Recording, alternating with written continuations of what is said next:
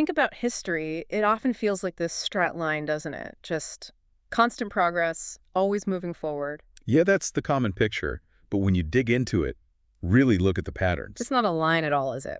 It's more like a curve. Or even better, a pulse. That's how I see it. Ah. History breathing. It expands with unity, then contracts with individualism. And then it just resets, starts over. Pretty much. Like life cycles, really. Birth, growth, decay, then renewal. It seems inevitable for civilizations, too. Okay, let's unpack this because this is fascinating. What we want to do today is dive into what's happening in Morocco right now. Specifically with Gen Z 12, their youth generation in the cities. Exactly. And we're going to try blending some really old North African thinking with, well, modern sociology, see how they mesh. And it's a pretty powerful mix. We've got two main lenses, Ibn Khaldoun, the 14th century Maghrebi genius, Right. and then fast forward 600 years, the American historians Strauss and Howe. Different worlds, but surprisingly similar conclusions. And the big idea connecting them, what both seem to point to, is that we're in a kind of global fourth turning right now. That's the core concept, yeah. A time of major disruption, big changes, but also renewal, a chance to rebuild. So to really get the modern picture, we need to start way back with Ibn Khaldoun. Absolutely. You have to understand his context. Born in Tunis, 1332, it was a chaotic time, dynasties crumbling all over North Africa, Spain. Sounds turbulent. Very. But where others saw just random chaos, he saw like a pattern, almost a scientific law governing how societies rise and fall. And he laid this all out in the Muqaddimah, his big work. Exactly. The Muqaddimah. It was, well, revolutionary for its time. A whole new way to look at history and society. So what was the core idea, the engine behind it all? His central concept was ʿasabiyyah. It gets translated as social solidarity or group spirit, but it's deeper than that. Okay. How so? Think of it as the invisible energy, the moral fiber that holds a group together, like a society's immune system. Okay, the immune system. I like that. So if ʿasabiyyah keeps a society healthy, what do you say makes it, well, die? Was it invaders? Economy collapsing? You'd think so, right? Yeah. But his really radical idea was that societies mostly die from the inside. How? When that ʿasabiyyah, that internal bond, just erodes. When, as the sources say, the bond between people and purpose breaks. Ah, so the will to stick together just disappears. Precisely. The culture loses its strength, its resilience, and then eventually the external walls crumble too. But the internal decay comes first. So he wasn't seeing civilization as some fixed state, but like a life cycle. You mentioned stages. Exactly. 4 stages, driven by how strong the ʿasabiyyah is, and this is really key for understanding Morocco's timeline now. Okay, walk us through them. Stage 1. Stage 1 is the age of conquest and unity. It's born out of hardship, struggle, people really bound together, strong ʿasabiyyah. Got it. Then what? That energy builds things. So stage 2 is the age of consolidation. Rulers focus on justice, learning, building institutions, bringing order. Things stabilize. Sounds pretty good so far. Where does the trouble start? Stage 3, the age of comfort and luxury. Wealth piles up, life gets easier. But people forget the struggle. Discipline fades, entitlement creeps in. Complacency. Yeah, and corruption often follows. The ʿasabiyyah starts to weaken, and that leads inevitably to stage 4, the age of decline and renewal. Decline and renewal. Yes. The cohesion totally dissolves. Things might collapse. But that collapse makes space for new energy, often from the fringes, people with fresh ʿasabiyyah, to rise up and start the whole cycle again. And he figured out how long this takes. Roughly 3 to 4 generations, about a long human lifetime, maybe 100 years or so. By the time the great-grandchildren are around, the memory of the founding struggle, that initial hardship, it's just gone. Wow. Like they forget what made them strong in the first place. Exactly. He had this almost fatalistic view summed up in that famous line. The past resembles the future as water resembles water. Hardship creates unity. Comfort creates arrogance. Round and round it goes. It's sobering. Okay, let's jump ahead. Centuries later, different part of the world. You mentioned thinkers in the West also seeing cycles, not straight lines. Right. After the World Wars, people like Spengler, Toynbee, they saw societies moving in spirals. But Strauss and Howe, later in the 20th century, they really put data behind it, especially for Anglo-American history. And they found a similar cycle length. Remarkably similar. They identified what they call the saeculum, a cycle of roughly 80 to 100 years, ending in what they termed a fourth turning. a major crisis point. The same length as Ibn Khaldun's cycle, basically. And they also broke it down. Into 4 turnings, each about 20, 25 years long, different phases within the larger cycle. Okay, what are their 4 turnings? How do they feel? First comes the high. That's the post-crisis period. Think post-WWII America. Strong institutions, sense of collective purpose, conformity. Okay, stable. Then comes the awakening. This is when people, especially young people, start rebelling against that conformity. Think the 60s counterculture, spiritual seeking, questioning authority. Right, I can picture that. The third is the unraveling. This is where things start to fray. Cynicism grows, individualism peaks, trust in institutions weakens. Think maybe the 90s, early 2000s, things feel like they're coming apart. And that leads to? The crisis, the 4th turning. Society can't kick the can down the road anymore. It has to confront its big problems. Could be war, economic meltdown, deep political division. It's a period where order collapses, but it also gets rebuilt. A painful but maybe necessary reset. That's the idea. And what's really interesting is how each turning shapes the generation born within it. They identified 4 generational archetypes that repeat. The archetypes. Yes, that's critical for understanding Gen Z, right? Yeah. Who are the 4 types? Okay, so first, born after a crisis, you get the prophets, or idealists. They grow up in the high, often indulged, and they tend to drive the awakening later with their moral fervor. Think baby boomers. Right. Idealistic visionaries. Who's next? Born during an awakening, you get the nomads. They grow up unprotected as kids during that cultural upheaval. They tend to be pragmatic, skeptical, survivors. Think Gen X. Okay, the realists. Then, born during the unraveling, comes the hero generation. They grow up more protected, come of age, expected to be team players, community-minded. They are often the ones who have to pull things together during the crisis. Think millennials, the civic generation. The builders. And finally, the 4th type, the one relevant today. The artists, or adaptives.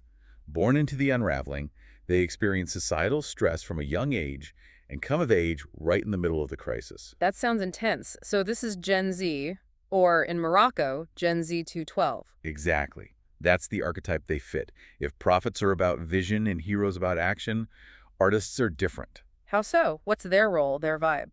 They're sensitive to the mood of the times, often feel burdened by the problems left by previous generations. They value fairness, process, getting things right. They're good at spotting hypocrisy, finding creative solutions within the existing system. They don't necessarily want to tear it all down. They want to fix it, make it work properly, harmoniously. So they're adapters, fixers, shaped by growing up when things felt unstable. Very much so. It's this constant generational dance, isn't it? Each reacting to the one before. Yeah, it really is. So whether we use Ibn Khaldun's ʿasabiyyah idea or Strauss and Howe's cycles, the big picture is kind of similar. Crises aren't just disasters. They're like the system correcting itself. Like an immune response, yeah. The body politic, remembering how to heal, purging the stagnation. Okay, let's bring this to Morocco then. Does this cycle model actually fit what's happened there? It maps surprisingly well onto modern Moroccan history. You can see a seculum starting around the 1940s, with a push for independence. That era produced its own prophets, the dreamers who founded the modern state. Okay, the independence generation. Then came the builders, the next generation who consolidated institutions, grew the economy. Right. Followed by the enjoyers, perhaps, who benefited from that stability and growth, but maybe during whose time some of that initial cohesion, that ʿasabiyyah, started to weaken. The unraveling phase, maybe. And that brings us to now. Morocco facing its own pressures, demands for change. Sounds like a 4th turning. It certainly has the hallmarks of one. Internal stresses, economic challenges, social questions, and a new generation demanding something different. Which is Gen Z 212. That's right. Morocco's youth, born roughly late 90s onwards, and they really fit that artist archetype profile. How so? What defines them? Well, they grew up in this era of flux, didn't they? But crucially, they were raised online. Their whole worldview was shaped by the internet, social media, gaming, constant connection, instant information. Digitally native, through and through. Completely. And it makes them, well, impatient, very creative, and deeply allergic to hypocrisy and old-style hierarchy. They don't respond well to distance or pretense. Let's dig into that allergy, because the sources boil down their main demand to something pretty simple. Work and dignity. Is that it? Is that revolutionary? It sounds simple, but it's profound. It's not really a rebellion in the sense of wanting to smash the state. It's more like an evolution. An evolution of what? Of expectations. Demanding work and dignity is the artist generation saying, look, The system isn't delivering on its basic promises. We expect fairness, opportunity, respect. We expect the consolidation stage values justice, order, well-being to actually function. They want the system to work effectively, harmoniously. So they want accountability. They want the machine to run properly. Exactly. And that requires a fundamental rethink of how legitimacy is built and maintained. Which connects directly to Morocco's specific political culture, right? It has this incredible history, 12 centuries of finding ways to maintain continuity while also adapting. Absolutely. That's Morocco's particular genius, isn't it? Balancing tradition and change. And the sources point to three pillars for its governance: legitimacy, the moral right to rule; effectiveness, actually delivering security and well-being; and justice, fairness, dignity. And the foundation for that legitimacy, historically, is the Bey. Yes, the Bey. The Pledge of Allegiance between the people and the monarch, the commander of the faithful. It's deeply rooted in Moroccan history and Islamic tradition. Now, from the outside, that can look like just a religious ceremony, but you're saying it's more than that. It's a contract. Fundamentally, yes. It's always been understood as a two-way street. Loyalty and obedience from the people in exchange for protection, justice, and care from the ruler. Taxes for services, basically. If one side fails, the contract is strained. And the 2011 Constitution that brought in following the Arab Spring protests that updated this. Crucially, yes. It modernized the covenant. It tried to weave together that ancient spiritual legitimacy of the Bey with modern democratic principles, accountability, rights, representation. So now, legitimacy rests on both pillars working together, the old and the new. But there's a problem. The old ways of showing power, what the sources call power theater, that's not working so well with Gen Z 212. Not really, no. Power theater, think grand palaces, elaborate ceremonies, processions, the ruler being distant, almost semi-divine. Exactly. Spectacle designed to inspire awe and obedience. Many empires use this kind of biopolitics, using ritual and media to shape how people think and feel about power, keep them compliant. Like programming the population through symbolism and distance. Right. But that whole approach relies on a certain mindset in the audience. And Gen Z 212, their minds were wired differently. How so? Because of the internet. Precisely. Think about their formative environment. Cyberspace, what are the rules there? It's largely transparent, it's instant, it's networked, not hierarchical. Service is key. If a platform doesn't work well, you leave. Right. You expect responsiveness. Their brains literally developed in that environment. Neuroscience suggests they don't easily separate the expectations of the virtual world from the physical one. They learn that information should be accessible, interaction should be direct, service should be efficient. Okay, here's where it gets really interesting. You're basically saying this isn't just politics, it's almost neural evolution. Their brains expect something different. That's a strong way to put it, but yeah, there's an element of that.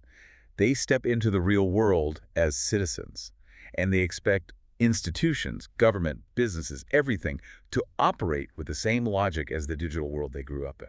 Accessible, responsive, truthful. And when they encounter the old power theater, the distance, the spectacle, the lack of transparency, They see it as inefficient, outdated, even fake. It doesn't compute with their ingrained expectations. It doesn't generate legitimacy for them. It actually undermines it. It feels hypocritical. So the demand for work and dignity isn't just economic, it's the outward expression of a brain wired for service and transparency, bumping up against a system sometimes still reliant on distance and awe. That's a really good synthesis, I think. It's the artist generation demanding that the system live up to its own promises, both the ancient promises of the Bey, justice, care, and the modern ones of the Constitution, accountability, rights. They want the ideal and the real to align. They're forcing the evolution, using their digital native skills and impatience to demand a legitimacy based on actual delivery, on truth, not just symbols. Exactly. Replacing the old model based on distance and, let's be honest, a degree of fear with one based on service and trust. Which brings us right back to Ibn Khaldoun and Strauss and Howe. We're in this difficult turning, this crisis phase, but maybe it's not something to fear. Maybe it's necessary. I think that's the key takeaway. Civilizations, like people, sometimes have to die to their illusions to live in truth again, as one source puts it. These crises, these fourth turnings, they're like fevers. Uncomfortable, yes, but they burn off the rot. The stagnation, the complacency that built up in the easier times. Exactly. They force a confrontation with reality.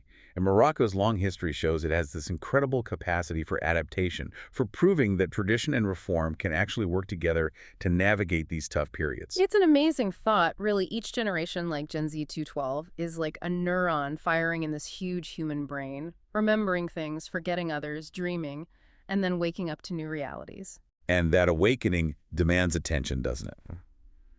The challenge now for Morocco and maybe everywhere is to really listen to that awakening, to take the wisdom of the past, harness the energy of the present generation. And make sure the next cycle, the one born out of this current disruption, is hopefully a better one. A golden one, as the source says, for everyone. That has to be the goal, because ultimately, understanding these cycles, understanding the truth of history's pulse, it's not the final answer.